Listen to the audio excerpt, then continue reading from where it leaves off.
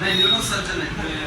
Neurosurgeon आहे, त्याच्यामुळे नसामधले problem. Coffee भाऊ, आज आपण कॉफी सेंटरचं या ठिकाणी आपण उद्घाटन केलं आहे. जनतेच्या सेवेमध्ये आपण आजपासून रुजू झाला आहोत. आपण काय सांगाल या कॉफींच्या व्हरायटीच्याबद्दल? कॉफीच्या बाबतीमध्ये ॲक्च्युली कन्सेप्ट बाजारामध्ये मार्केटमध्ये भरपूर कन्सेप्ट आहे. मग सावलाकडं असं स्पेशल काय आहे की जे आज संभाजीनगरसारख्या ठिकाणी आपण कॉफीचं हे जे आउटलेट चालू करतो, तर ह्यामागचा नेमका उद्देश काय आहे? तर सर्वात प्रथम सावला हा ट्रस्टेड ब्रँड आहे, प्रॉपर बीडचा ब्रँड आहे आणि या ठिकाणी दिली जाणारी कॉफी ह्याच्यामध्ये कसलीही भेसळ नसते. लहान मुलांपासून तर वयोवृद्ध व्यक्तींपर्यंत पिली जाणारी, सगळ्यात जास्त पिली जाणारी ही सावलाची कोल्ड कॉफी आउटलेट. आता ह्या कोल्ड कॉफी आउटलेटचा मूळ उद्देश हा आहे, सर्वसामान्य घरातली एखादी मुलगी, माझी बहीण असेल, कुणीही असेल, सर्वसामान्य घरातली एखादी मुलगी या ठिकाणी आल्यानंतर ती सगळ्यात आधी कॉफीची टेस्ट घेतल्यानंतर इथलं ॲम्बियन्स पाहून इथं ती हे फील करते की मी सिक्युअर आहे. आणि एखाद्या मुलीला आता बीडसारख्या आउटलेट ठिकाणी ज्यावेळेस कधी तुम्ही भविष्यात तिकडे चक्कर मारताल किंवा जाताल, व्हिजिट करताल, त्या टायमाला बीडमधल्या कुठल्याही आउटलेटमध्ये जर तुम्ही जाल तर तिथं बसलेल्या कुठल्याही एखाद्या कस्टमरला तुम्ही अचानक विचारला की तुम्ही इथं वारंवार का येता, तर एखादी मुलगी तुम्हाला हे कन्सेप्ट उदाहरण सांगेल की सावला म्हणजे ट्रस्ट. आम्हाला ज्यावेळेस मला एका मुलीने सांगितलं की दादा तुमच्या इथं बसल्यानंतर आम्हाला घरून कॉल आल्यानंतर आमच्या घरचे सेकंड कॉल करत नाही. जर सांगितलं की आई मी सावलामध्ये बसले, सावलामध्ये मी कॉफी पिते, तर आम्हाला दुसरा कॉल येत नाही. म्हणजे इतकं तुमच्याकडं वातावरण पॉझिटिव्ह आहे, कॉफीची टेस्ट आहे, क्वालिटी आहे आणि मुलींसाठी हक्काचं ठिकाण असल्यासारखा हा एक कट्टा आहे.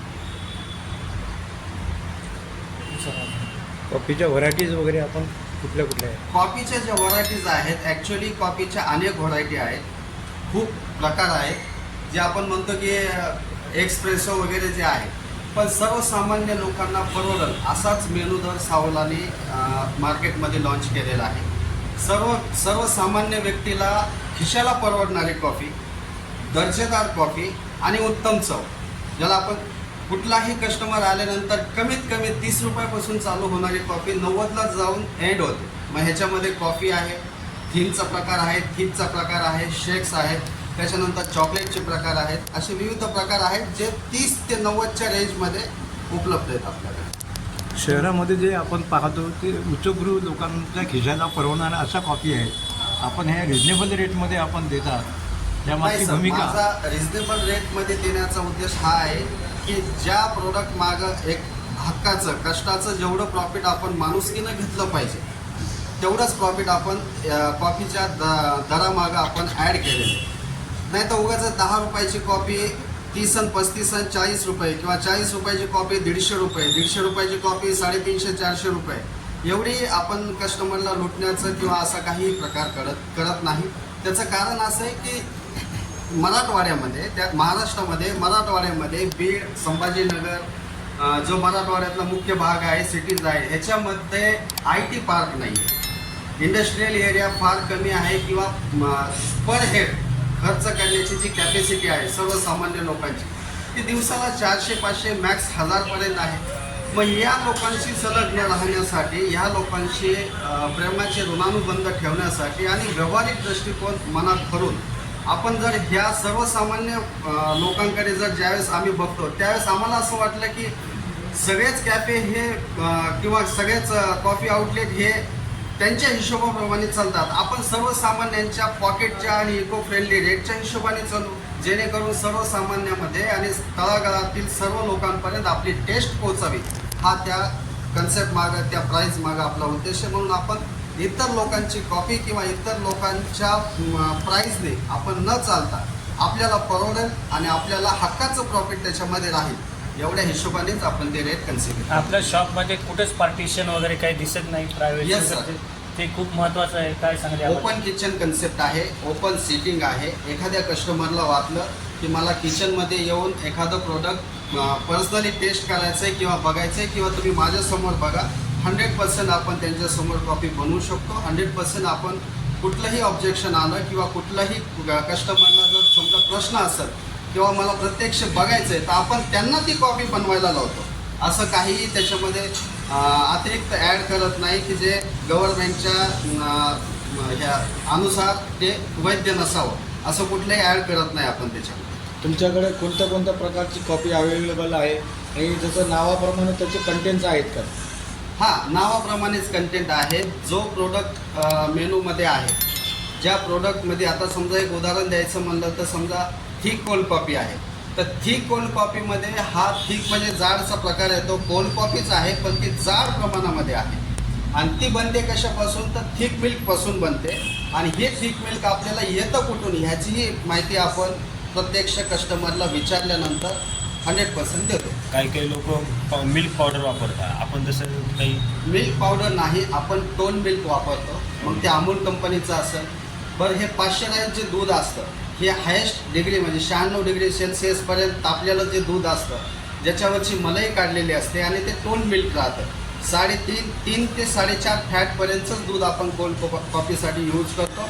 त्याचं कारण असं आहे, त्याच्यामध्ये ज्यावेळेस आपली फिल्टर कॉफी ॲड होते त्या टायमाला त्या कॉफीचा आणि दुधाचा संगम व्हावा आणि कस्टमरला त्याची टेस्ट व्यवस्थित मिळावी याकरिता आपण टोन मिल्क वापरतो. मग ते अमूल कंपनीचं असेल, ज्या त्या लोकेशनवर जे अवेलेबल असेल 3 ते 4.5 फॅटचंच दूध आपण गाईचं दूध कोल्ड कॉफीसाठी वापरतो. छत्रपती संभाजीनगरमध्ये सावलाची आपली ही एकमेव हे आहे का?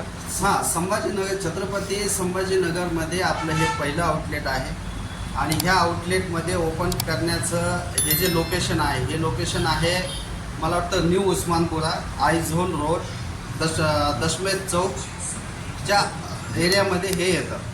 तर ह्याच्यामध्ये इथं महादेव मंदिराचं जवळ दशमेध चौक महादेव मंदिर त्याच्याजवळ हे येतं, न्यू उस्मानपुरा. तर हे पहिलंच आउटलेट आहे. भविष्यामध्ये आपण अनेक ब्रँचेस ओपन करण्याचाही प्रयत्न करू.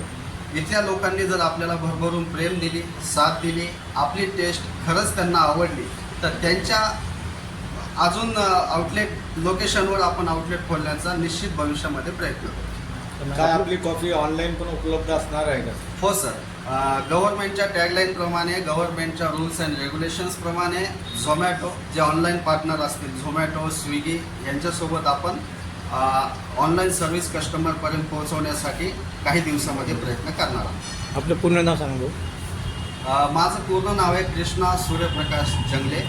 मी प्रॉपर राहणार बीड, तालुका गेवराई, तालुका गेवराई, जिल्हा बीड. थँक्यू. मूळ गाव हे भेंड बुद्रुक गेवराई तालुक्यामध्ये येतं. मर्चंट नेव्हीमध्ये 4 वर्ष सर्व्हिस केल्यानंतर पायाला DVT झाला. DVT झाल्यानंतर मी उपचारादरम्यान शिपिंगमधनं बाहेर आलो. बाहेर आल्यानंतर प्रॉपर ट्रीटमेंट मी अजूनही घेतो, पण फिटनेस सर्टिफिकेट मला भेटलं नाही. व्हेरिकोज व्हेन्समुळं मी रिटर्न मर्चंट नेव्हीमध्ये जाऊ शकलो नाही. करिअर टॉपवरून 0वर आलो. मग परत सुरुवात करण्यासाठी कॉफी करिअरमध्ये 2 वर्ष एका ब्रँडेड कॉफी आउटलेटसोबत काम केलं. काम केल्यानंतर अनुभव मिळाल्यानंतर एक स्वतःचंही आउटलेट असावं ह्या उद्देशाने प्रथम बीडमध्ये चालू केलं आणि त्यानंतर मिळालेला रिस्पॉन्स आणि प्रेरणा, कस्टमरनी केलेलं कौतुक, ह्या सर्वांच्या गोष्टीवर आपण आज 6 ब्रँचपर्यंत पोहोचलेलो आहोत. माझं प्रॉपर गाव आहे भेंड बुद्रुक, तालुका गेवराई, जिल्हा बीड. माझं पूर्ण नाव आहे कृष्णा सूर्यप्रकाश जंगले.